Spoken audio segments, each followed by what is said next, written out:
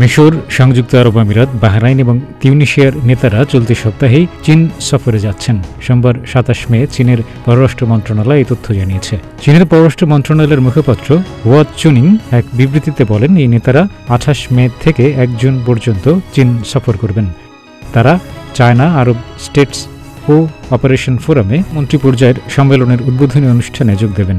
আরব নেতাদের মধ্যে আছেন মিশরের president Abdel Fattah al Sisi, বাহরাইনের বাদশাহ হামাদ, তিউনিশিয়ার প্রেসিডেন্ট কাইস সাইদ, সংযুক্ত আরব আমিরাতের president Sheikh Mohamed bin Zayed al নাহয়ান।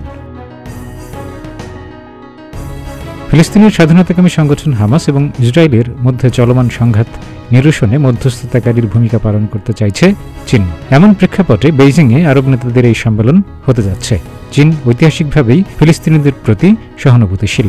তারা দ্বিরাষ্ট্র সমাধানের সমর্থনকারী। চলমান সংঘাত নিরসনের লক্ষ্যে একটি আন্তর্জাতিক শান্তি সম্মেলন আহ্বান করেছেন চীনা প্রেসিডেন্ট শি জিনপিং। গত নভেম্বরে বেইজিং ফিলিস্তিন কর্তৃপক্ষ, ইন্দোনেশিয়া, মিশর, সৌদি আরব এবং জর্ডানের পররাষ্ট্রমন্ত্রীদের নিয়ে একটি বৈঠক আয়োজন করেছিল। ইসরায়েল ফিলিস্তিনের মধ্যে চলমান সংঘাত বন্ধে এই আলোচনার উদ্যোগ নেওয়া হয়েছিল। গত বছরের ৭ অক্টোবর ইসরায়েলে হামলা চালায় ফিলিস্তিনি স্বাধীনতাকামী সশস্ত্র সংগঠন হামাস।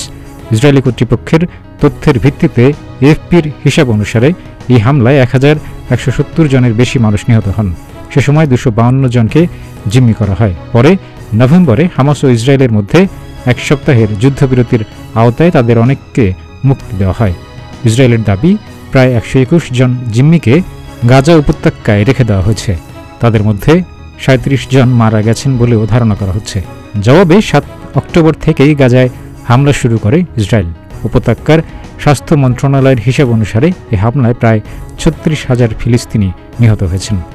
ডেস্ক রিপোর্ট, প্রতিদিনের বাংলাদেশ।